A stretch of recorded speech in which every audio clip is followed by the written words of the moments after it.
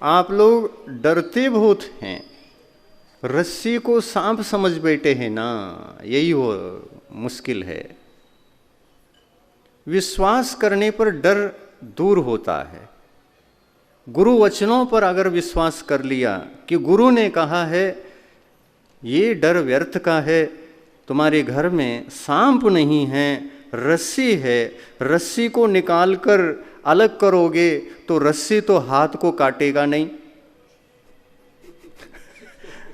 रस्सी तो हाथ को काटेगा नहीं। अनायतन आपके घर में जितने भी हैं रस्सी के समान समझ करके निकाल लो तो वो अनायतन आपको कुछ नहीं कर पाएंगे।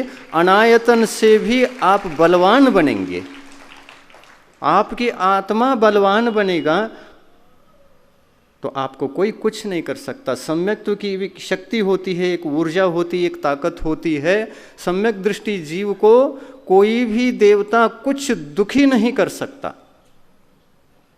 देखो पार्श्वनाथ भगवान को उपसर्ग आया, देवों से ही आया, आया था कि नहीं आया था? 7 दिन तक कमठ ने उपसर्ग किया था, ऐसा प्रथमान योग में पढ़ने को मिलता है। पर 7 दिन तक उपसर्ग करते हुए भी उस देव के द्वारा कुछ पार्श्वनाथ को अनिष्ट हुआ क्या? कुछ भी नहीं हुआ।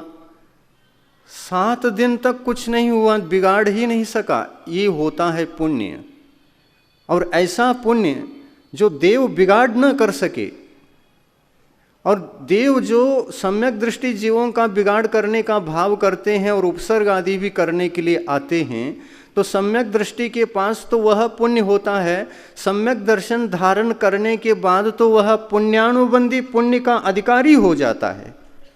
और ऐसे पुण्यानुबंधी पुण्य को कमाने वाले उस धर्मात्मा पर कोई भी व्यंतर देवता उपसर्ग करने के लिए आया तो सम्यक दृष्टि देवता भी बैठे रहते हैं।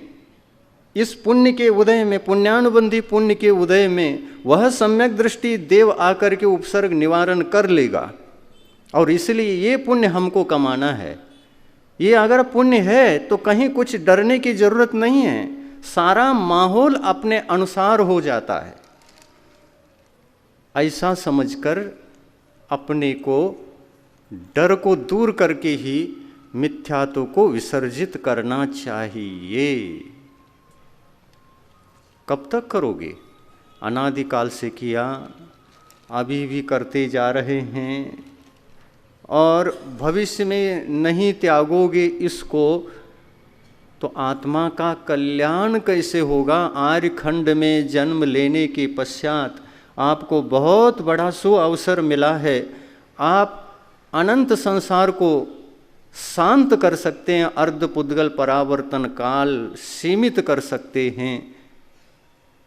इस तत्व का चिंतन नहीं करते हुए कब तक ऐसे ही संसार मार्ग पर चलते रहोगे?